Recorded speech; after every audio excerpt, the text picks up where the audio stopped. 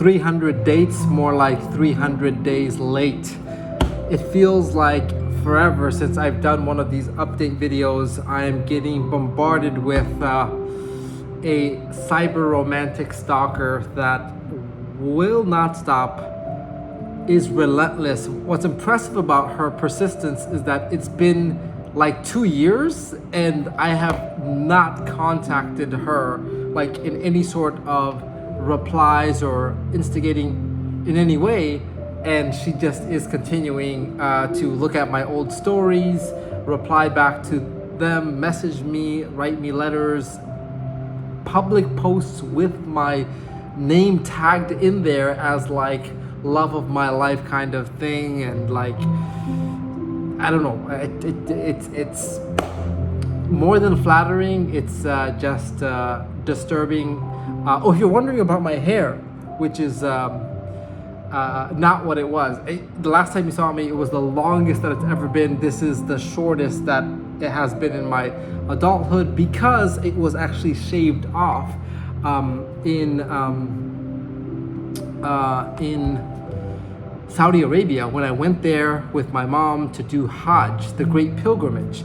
What's funny about that is I was in Dubai literally 48 hours before I went to Saudi Arabia, was finishing up some business matters there, flew to here, which by the way is a new setting for you guys to see. I haven't done a video here, which is my office room in the capital of my motherland in Dhaka, Bangladesh. This is kind of my base now that I've lost the Burj Khalifas, my place there. Technically it's still, anyway, it's just someone else is managing. Yeah, I came to Dhaka, there she goes again, another like on my stories, old stories. These are not like recent stories. She's digging up old posts and content and like writing comments and replies to those. So it's I don't know how she thinks this is flattering. Yeah, these are the important things to learn about dating. When to know to stop, how to take a hint, or how to take 2 years of being ignored, or in her case, how to be persistent with 2 years of being ignored. So I land in Dhaka in the morning, like overnight flight, and I have a date that night. So you know, it was fun. It was romantic, cozy, hot, wet, beautiful. And the next day, I landed in Dhaka, went to go see my dad in the village, who he got, so he's with his second wife, which that's a whole story, while my mom was already in Saudi, and I went to go visit him and his second wife, brought them some flowers,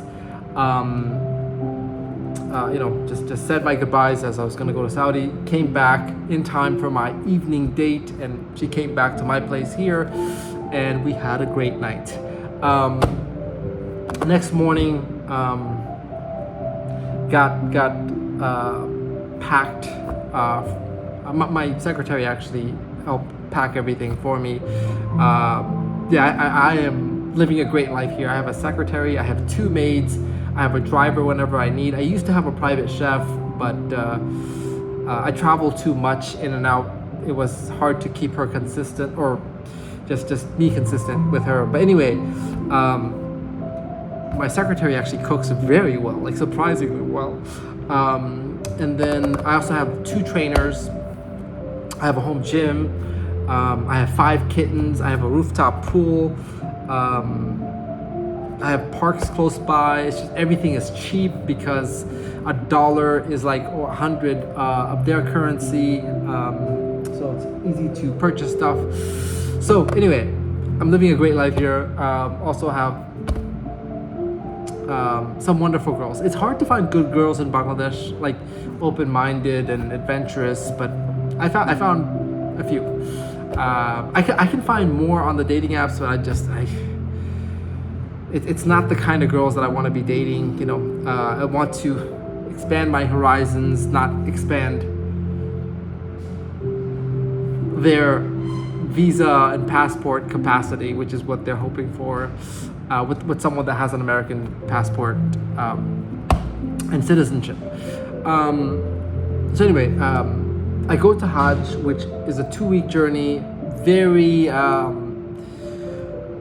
different, wearing white tablecloths and sleeping on floors and eating just like, bland foods. It's like very down-to-earth foods.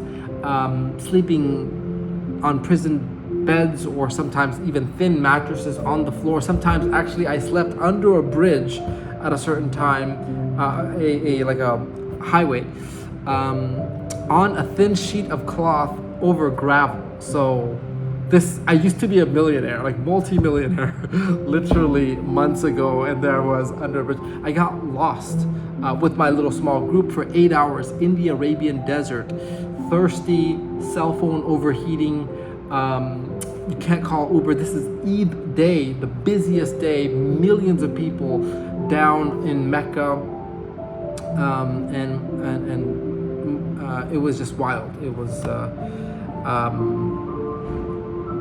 a truly pilgrimage experience, a true pilgrimage experience that I had in the middle of the bigger pilgrimage was that day of being lost and getting on multiple buses that didn't drop us off at the right destination, struggling for water, feeling so thirsty that I was fantasizing about green grapes. Forget about the girls, green grapes. And I was just like, I want to exit this simulation, this whatever experience this is. How do you get me out, I even called the emergency number, like 911, which is actually still 911 in Saudi Arabia.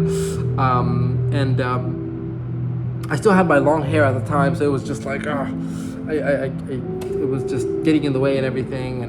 And actually the next day, also finally got home, which was such a luxury. That small cottage was feeling like a penthouse room with a fan and AC, which in the desert is a luxury. Anyway, next day I shaved my hair. Just new beginning. I wanted to grow with my hair. I want to rebuild my body and my mind as I also rebuild my hair or regrow my hair. Same day I come back from Hajj, I have a date. I came back, I think, in the morning, and in the evening I had a date. Again, hot, steamy, wonderful. After all that I went through, so yeah, that was very nice. And also, before Hajj, like literally the day before, the night before going to Hajj, had such a wonderful night with her. I was thinking about it the whole Hajj time. I was like, she left a wonderful impression on me, and it was like, I was like, wow, this girl is wild. But also, Hajj is something that, believe it or not, as religious as that is, and as religious as I am not, I still did it because it was a life experience. It's with my mother. May not get this opportunity again. And also I paid for not just my mom and me, but also her 3 sisters, one of her brother and his wife. So about 7 of us all together. And it was just a rare experience. So I did that. But also it helps in talking to girls. Believe it or not, not all religious girls are pious girls. It's like a wow. Oh, you've done Hajj? Oh, wow. How was that experience? And that's a story you get to unfold. Now I have a story of me getting lost in the desert and, being thirsty and fantasizing about grapes, calling the emergency line, trying to speak to the cops there who didn't understand English. I didn't understand Arabic. Anyway, it was like a wild story. So, and also shaving my head, I get to talk. So it's just wonderful storytelling experiences that I get to share, experiences that I get to have. So that's why I did it. And there's a lot of beautiful, wild, and modern girls in that are Muslim. So, and even if she's not, it's very beautiful to talk about these experiences. because I also want to go to a Buddhist temple. I've been in churches. I've done, you know, different. I prayed with Hindus on their religious holiday when I was in India. So I have an eclectic foundation of experiences to draw upon. And now I've kind of dialed down the dating pursuits. Like even today, I got a notice from the dating app, like, hey, like come back to your profile, or it's gonna start losing visibility. You know, just like you know, like let me just work on me for a little bit. Let me get to a great physique. Oh, by the way, not to mention, I'm like financially destitute. This place you see here is $2,500 a month, like USD, which is like 2.5 million of Dakas. I haven't paid rent. Today is the 23rd or something, 25th of the month, and I have not paid rent, which I pay quarterly every 3 months. So 3 months of rent was due 25 days ago. They kind of texted me here and there, like, hey, we're, you know, rent, and I'm like, hey, I'm doing Hajj, like I'll get to it later. So they're not bothering me. I'm rebuilding my finances, working on a multitude of things online, thanks to this baby, and getting myself together. So it's kind of hard to think about your, you know, dating life, your sexual prowess as a man when you're broke. So you know, it's kind of it's hard to get hard when you're broke. Yeah, I gotta feel proud of myself. I gotta feel like, you know, I have my other pieces of life together, and I don't. There is a girl here that's been wanting to meet up with me, who could be one of my trainers, and it gets quite intimate with the stretches, and like she'll be behind me, like, you know, pulling me back or whatnot, and it gets close. You know, it's fun, but I haven't been giving her too much attention. She's been wanting to meet, and I'm like, I got too much on my mind, like, you know. But I may hire her as a trainer, but I don't have the finances right now. So there's a list of things I have to pay. Rent. I owe the travel agent $2,000. I owe one person like $193, another one $400, another one $1,000, another one $600. My bank account is like $84. It's wild. But here's the thing: I'm gonna rebuild from this. So it's just like, you know, the man makes the money. The money doesn't make the man. And I've made the money. I've made millions, and I've lost millions. So I have the skill set to make millions. So, and I will.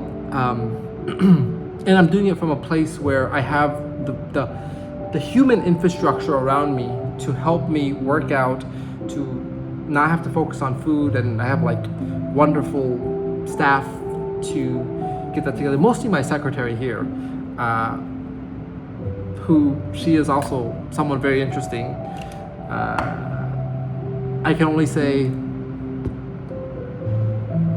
good things about how far she's come from working with me, as it's not easy to work with me or to keep up with my wild life and wild requests, like shave the cats, which took a lot of effort, but she did, because fur was going all over the place, or weird food requests and whatnot. So I make my request of what I want with her, and she manages everyone else, from the drivers to the maids and the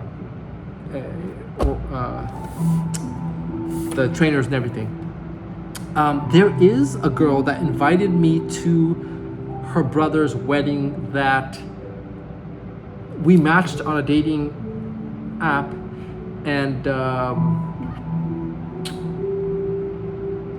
she seemed too innocent. kind of like a cute girl that, but she's developing. She's maturing. She's becoming grown, and it's I'm looking at her differently now. But she invited. So she also. I made a post about I'm hiring a personal travel secretary when I was in Dubai. She reached out on social media and texted me on WhatsApp, and she wanted to come and work with me, for me. And I wasn't interested that much in her because I was like, you don't have any worldly experience. You're kind of still like fresh out of college and stuff. But she really wanted to. She wanted to travel. She wanted to, have adventures and stuff like that, which I didn't really, consider her. I was like, I gotta find someone better for this role. And but as I said, slowly we've been kind of staying in touch here and there, and I'm like, maybe she's got potential, But anyway, she invited me to her brother's wedding in New York City. And that was actually this past Friday, like a few days ago. And I was really gonna try to make it. If the funds that I have frozen were to become unfrozen, I was not only gonna go to her brother's wedding, I was gonna gift her brother and the new bride, or new groom and bride, a large box that had a smaller box but also peanut butter and jelly in there, because peanut butter and jelly are like synonymous with sticking together, and some card that says something about sticking together like peanut butter and jelly. And then ultimately a small box that had $10,000 in cash, preferably in $50 because that's a lot more to see. But anyway, yeah, $10,000 in cash. Why, you might ask, why gift these strangers that I have never met $10,000? Because I'm interested in the girl and her family, of impressing her family and whatnot. Why interested in that girl? Because she's someone that I see more than just dating, more than just a one night stand or multiple night stand, or one trip or few trips. Someone that I can build with, someone that has a mentality of growth and exploration and adventure, someone who is like a black sheep, someone that has the curiosities of wanting to explore this life in a mind of someone that is not really conformed to society. And I see a little sparks of that in her, and if I got millions of dollars, what's $10,000? Come on, man. Definitely would have left an impression on them. But I didn't get the money in hand, and I didn't get the money at all. Millions of dollars that I may never get. But as I'm rebuilding, slowly, getting a few hundred here, a few. I didn't even get a few thousand. I'm building from nothing. So I have 2 streams of income going. I'm gonna start another stream of income this week. Each doing like a few $100s a day. That's like getting to like $1,000, $2,000 a week. Which I've done that in like 2 months. So not horribly bad, but I mean the new one is kind of growing faster than the first one that I started 2 months ago, and that one is like doing $300 to $500 a day, whereas the first one is doing $100 to $200 a day. So anyway, they're all adding up. I'm using that to pay back a lot of these little amounts here and there, rent, which I will do in the next 2 weeks or so. And then I will kind of parlay that into the third income streams and kind of rebuild myself, and at the same time rebuild my physique, rebuild my mentality. One thing that I started today actually is this concept of a million little decisions that kind of rebuilds one's life. Is if you focus on the little decisions of, should I have dessert? Should I have, this extra bit of food, or should I do this exercise, or should I do this thing that is progressive for me, or be lazy.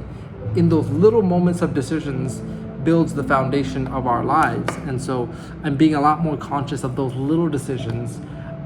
Dating will become infinitely easier with money in hand, with great physique, with great mentality, with great knowledge and wisdom and world experience. And that's kind of what I'm building. I'm 32. I could be single for the next 8 years. And then I could, from 40 to 60, have an amazing dating life. You've seen those people that are like 40 something and dating a 25-year-old, and you're like, is she his daughter or girlfriend? That potential is always on the table, you know? Of course, I hope to find love at some point, but that doesn't seem like a bad reality either. Is she there for my money? Hey, am I there for her beauty? Whatever. But yeah, life's good. I don't feel like I'm lacking in girls. I feel like I'm kind of pushing some of them away. But there is that one in New York that I kind of want to explore, if she would be up for something to build a life with me. But there is the distance element. I don't know if she'd be willing to move her life and whatnot. And also, like, I don't know if I'm ready to like deal with someone full time. Like it's like you go to your friend's house and they have a baby, and you're like, oh wow, this baby's so cute, and you hold it for a little bit and you're like, wow, this would be amazing to to play with, or it's a great experience. And then the baby starts crying, and you got to give it back to the mother or father. And then after a while, they are like, oh, well, she needs a diaper change and whatnot. And then she needs to be fed, or what, and then you're like, oh, okay, it's a lot more maintenance than just the cuteness of, holding the baby. And for the things that I would get, I mean, I guess emotional, if you really love that person, like, I guess you deal with the parts that frustrate you about that person also. Like, hey, why don't you put the cap on the toothpaste? My secretary just texted, do you need anything? She's wonderful. It's secretary, sexetary, it's all the same, which is a very funny terminology. I remember someone telling me, you need a sexetary, and I was like, hey, that's a really fun idea, and a very common stereotype, which is banging your secretary on the office desk. That's when you're in a relationship with an entrepreneur, the girl automatically becomes like an assistant or secretary, whether she knows it or not. But yeah, it's all fun. Like, I have a great life, and I'm starting to work on myself mentally. I'm starting to write my thoughts down, and this is what this endeavor was meant for, is a way for me to work on myself, using the North Stars of dating and becoming more valuable in the eyes of the dating world, society, the opposite sex. Let me not say the opposite sex anymore, because it's becoming a very wild sexual marketplace. I'm gonna say females, women, biological, XX,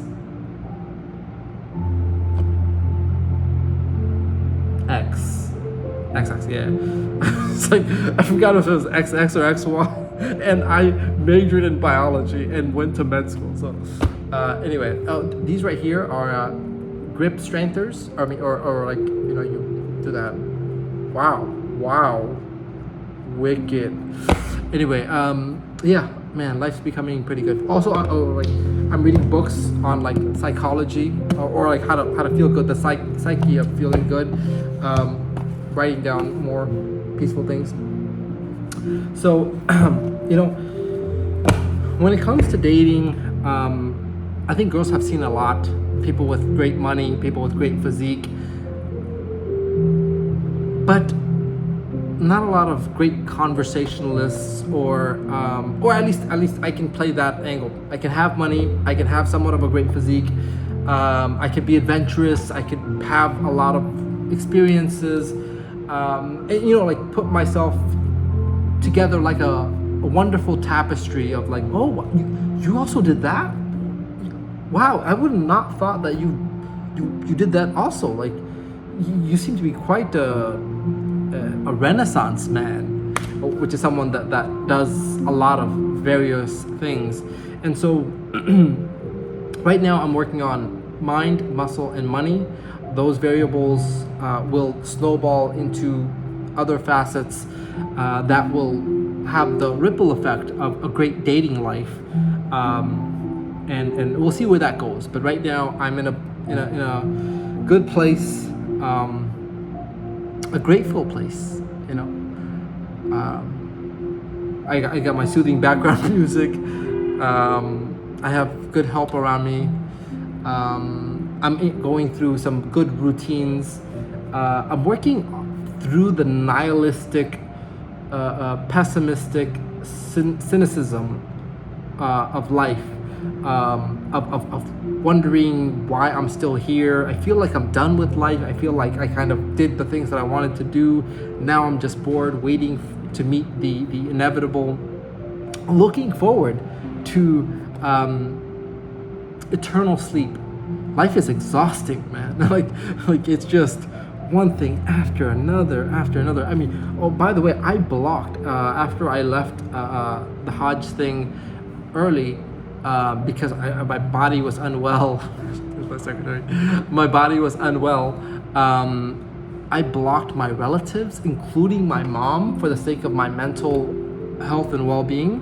I just needed to be left alone. And now I've unblocked my mom now that she's come back, and I actually went to the airport to go pick her up, and my secretary got some flowers for me to give to my mom, so did that, and I unblocked her. She came here, stayed a day, complained about many things, why I'm not married, which was a huge topic, and I had my secretary explain to her in better Bangla than I can speak, and also for her, my mom, to hear it from someone else, like, I'm going through so much more than you can even understand, or I can even try to explain to you, not just financially and physically, which is kind of what you can see. Existentially, I'm toying with life and death, of wondering what the hell I am still here for, and I have like, I think I have like a mind that ponders, and it ponders about, it breaks down all the things in life into small little pieces of it, and it makes something magical into something like where you can see the magic, and it takes away the magic. Like love, very like, mysterious and like magical and spiritual and whatnot. It's just biochemistry. It's just these neurotransmitters and hormones and lust mixed with some feelings of caring and affection, and you just put it all together, and it's just like, oh well, you just want to breed, and you want emotional security, and it's just like, and when you look at all the pieces of it, it's just like, oh well, this isn't that magical, and I my mind is doing that with life. And it's like, I don't have anything to look forward to. I'm forcing myself to do this dating stuff because it's like, it gives me something outside of myself to try to want to do. Like biologically, I should want to do that for the sake of breeding, even though I have a vasectomy and I don't want to have kids. Still biologically, not only am I attracted to beautiful girls, but I want to improve to be a part of that interaction. And so I'm kind of using and leveraging that to hack my biology. We'll see where that goes. Biohacking of some sorts. Anyway, I do want to sleep more, so I'll go and hit the hay. That's my stretching table over there. Yeah, it's a lot of good things are in my life, and I'll expand my horizons on the dating. I mean, like right now, if I had the money and if I had the willingness, I could set up a lot of dates in a lot of countries right now, hopping around, whatnot. But I gotta focus on my health, from physical to mental to emotional, which is with myself, because I can tell you with this whole dating game, with even finding love, that's not the answer. I actually did mushroom while I was on Hajj, which is wild, but I discovered I was talking to my brain, which is really weird. You kind of separate yourself from your like, I don't know how to describe it, whether it's your separation of conscious versus subconscious. But yeah, I was talking to my subconscious, and it was answering things for me, and it gave me clarity of the highest aspiration in life is self-love. And that is the thing that we neglect the most, especially in the pursuit of someone else, to please someone else on this dating endeavor. And also, I'm completely comfortable with, at the end of this whole experiment, which might be, now, or I mean, like it could be on the next date. I'd be like, I don't feel like I need to do this anymore, or it could be at the end of 300 dates. I may come to conclude that self-love is greater than the love that I was seeking from someone else. I already know that there's not someone else, there's not a girl that I'm going to meet that is going to love me in a way that is everlasting, or a way that fills that eternal void of standing at the precipice of existence, of why anything, of why do I exist, and what is this all for, what's gonna matter in 100 million years, and that loneliness that no one else but myself can comfort. And everything is a distraction from that inevitability. And even knowing that maybe we can bridge some commonalities and be lonely together. I find that beautiful.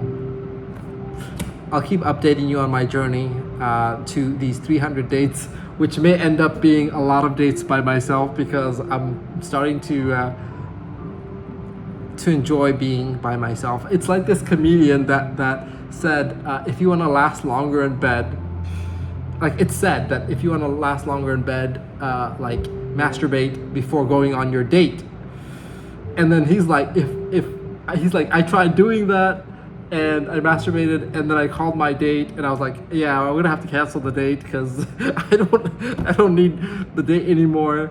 So he completely changed his plans, and it's part of that, post-nut clarity of life, which is, I think, if I could be in that state forever and not have this like urge to want to kind of explode my load in someone, I would love that. I would love just having post-nut clarity all the time, every day. That's a priceless feeling, and one of the greatest. The best part of sex is when it finishes, is what I'm trying to say. Anyway, I'll update you about how my journey continues to go on these 300 dates.